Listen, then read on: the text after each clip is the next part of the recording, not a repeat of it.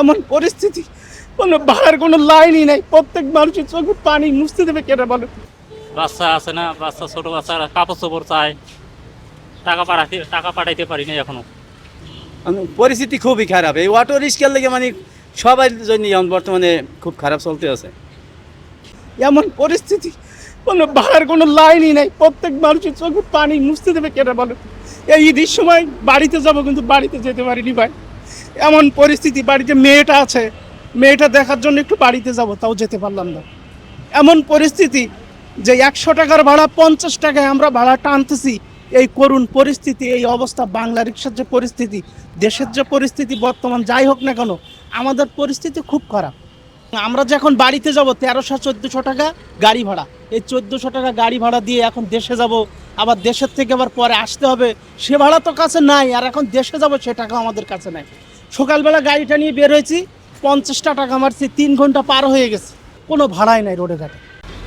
Auto রিক্সায় তো একবারে তো আমরা গাড়ি চালাইতে পারতেছি না বর্তমানে। আবার জায়গায় জায়গায় দুর্ঘটনা ঘটায়, অ্যাক্সিডেন্ট তো করে, প্রায় জায়গায় অ্যাক্সিডেন্ট করে।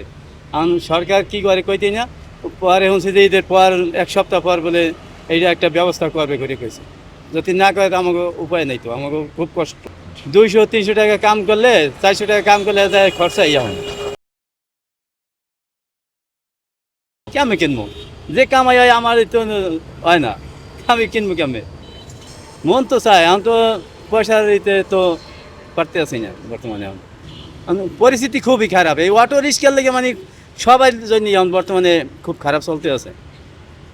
ঈদ নিয়ে তো এবার আমার পরিকল্পনা নাই, আমাদের তো কামাই কাজ নাই। বাংলা অটো চলে না, এই বাংলা গাড়ি চলে না, অটো ছাড়া তো লোকজন ওঠে না। এখন তো দেশেই করতে পারতেছি না, এই কারণে বাধ্য হয়ে এখন ঢাকা শহরে আছি। পরিবেশ ছাড়া ঈদ আর ভালো যাবে না তো। মোটামুটি নর্মালে চলতেছে, নর্মালে যাবে। টাকা পয়সা অভাব না, কামাই কাজ নাই, বাংলা গাড়িতে লোকজন চলে না, এই কারণে মার্কেট করতে পারি না।